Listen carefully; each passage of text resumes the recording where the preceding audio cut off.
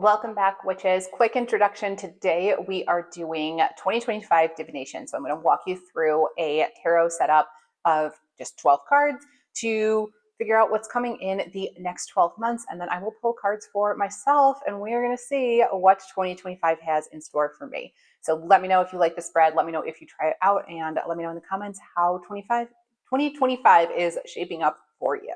My 2025 tarot overview.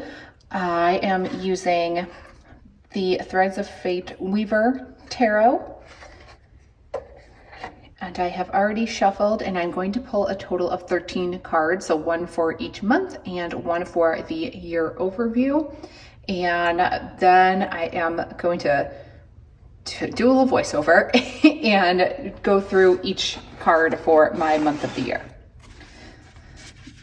So I've already shuffled. I'm going to pull the first 13 that are here in order. It's up to you how you want to do this. You're just picking the 13 cards. You can lay it out however you want, and you can choose whichever way feels best to you. So if you want to pull the top 13 cards in order, if you would like to shuffle after every card, if you just want to go like this and pull whichever one is calling to you, totally up to you. So here's my 2025. We've got January, Four of Swords. Four of Swords, and the Swords family in general is kind of a rough card to get, but the Four is actually a card of rest and relaxation. So that is just encouraging me to rest and withdraw because of any, hard battles that I fought previously. It's important to rest, relax, gather strength while I can. So just acknowledging any challenges, but also to create some separation from those challenges and that stress. So relaxing, de-stressing, all of those things, which I think, fits January anyway. That's sort of like the energy of January for most people, is to make it more of a season of rest, especially after the stressful holidays. So I feel like that one makes sense. But I also have to balance that with my goals because I tend to start January 1st very hard going on whatever goals that I have set for the year. So I'm going to have to balance that out. February, 10 of Coins. All right, I like a good coins card. The 10 of Coins is the card of legacy, inheritance, and abundance. So it's indicating that there is an energy of arrival and completion.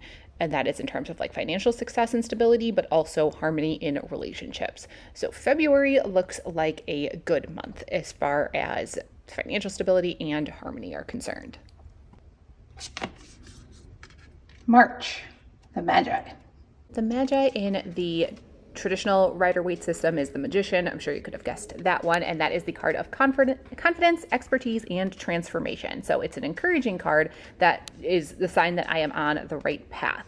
It's an acknowledgement of everything that I've done so far and a sign that I have what I need to take my visions further. So that's a pretty good thing to get in towards the beginning of the year, because especially in relation to my goals and shaping up what the year is going to be, that so far things are going right and my projects are going to manifest well. So it's a pretty good card to get early in the year.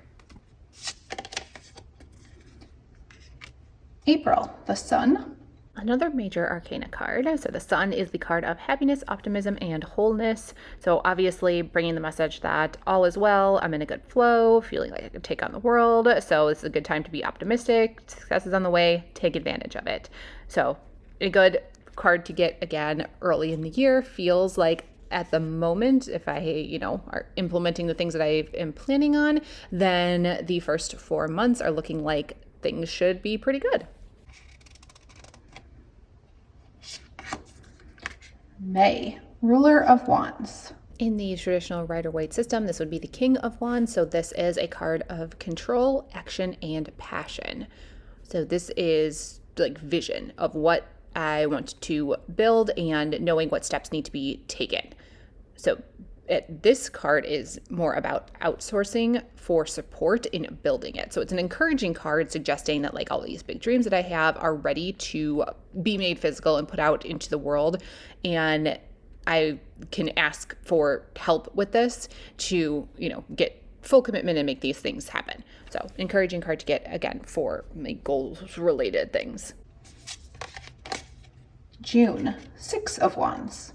All right, more wand energy here, and a fitting card to follow the king, because the Six of Wands is success, victory, and pride. So it's an acknowledgement of public victory or external success that I have achieved. So persevering through any like challenges and uncertainties and accomplishing whatever it was that I set out to accomplish. So especially following right after the king, it looks like sometime April, May, June, that something related to my goals is going to come to fruition, and there will be some success had with that. So looking forward to the first 6 months. July, Judgment. Heading into the second half of the year with another major arcana card. Judgment is the card of authenticity, taking inventory, and honesty. Not always one of my favorite cards to get because it's a card of like look in the mirror and take a long hard look, and I hate doing that. So but it seems fitting for like a mid-year maybe reflection is to just take a pause, take inventory, be honest about it, and I might be feeling like a need for a shift or something, new structure, and this card encourages that. So it could be that after the success I had with the first 6 months, it's time to change things up. And I do sometimes feel a shift in the summer and like wanting to refresh things. So that might make sense at that point. August, Five of Wands. All right, August, first real struggle card of the year. Fives are never fun. Five of Wands is the card of frustration, competition, and conflict. So it indicates there's like a tension and conflict within a group, and this card is encouraging you to like change the method of discourse. So change the way that it's working, change the way that you're talking it out in order to solve the problem. And it can also, if you don't normally work in group settings, which I don't, it can also indicate competition. So right now, like maybe a healthy competition that is encouraging me, like pushing me to be my best, but it can always, become darker, and try to ensure that that's not the case. And I'm not pushing my own boundaries and limitations trying to win a competition. So there's a lot of different ways that this card could go. Because it could also be conflict within myself, like an internal battle. So I'm absolutely going to have to keep an eye on this card and know that energy coming up in August. September, Conqueror of Cups. Okay, getting into some cup energy. The Conqueror is the Knight of Cups in the Rider-Waite system, and that is a romantic, charming, and emotional card.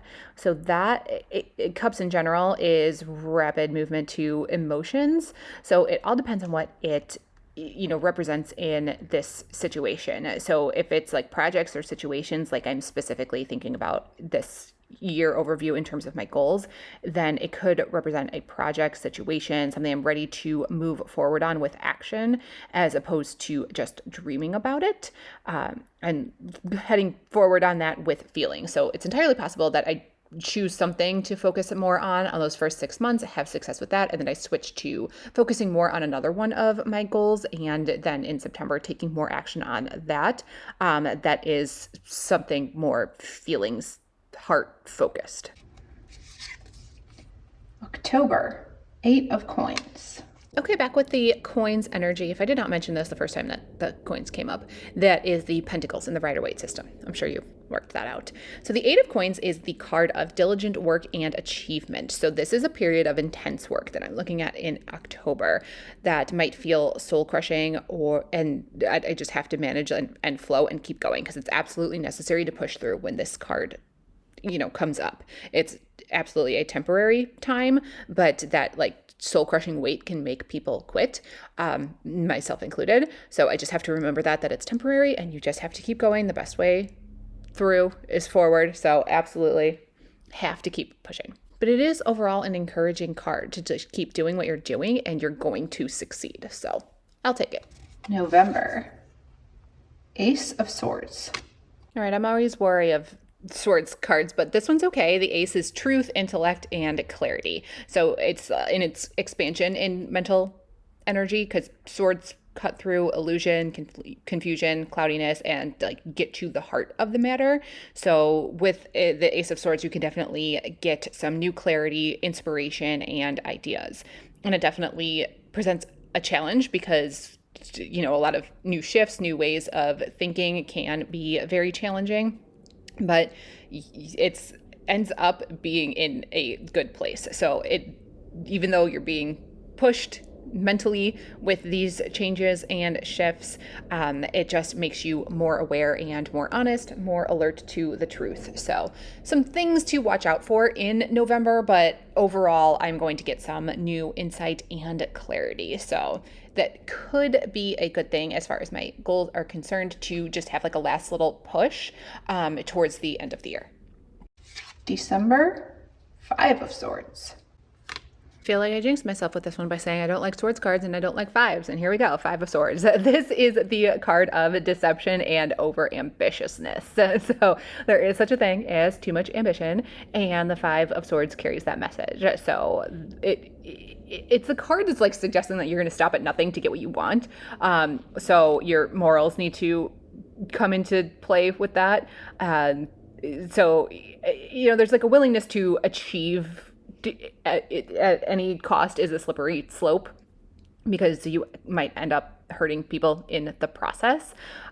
So this is about, you know, making choices. You don't, if you're a good person, you don't want to sacrifice your true self just to achieve something.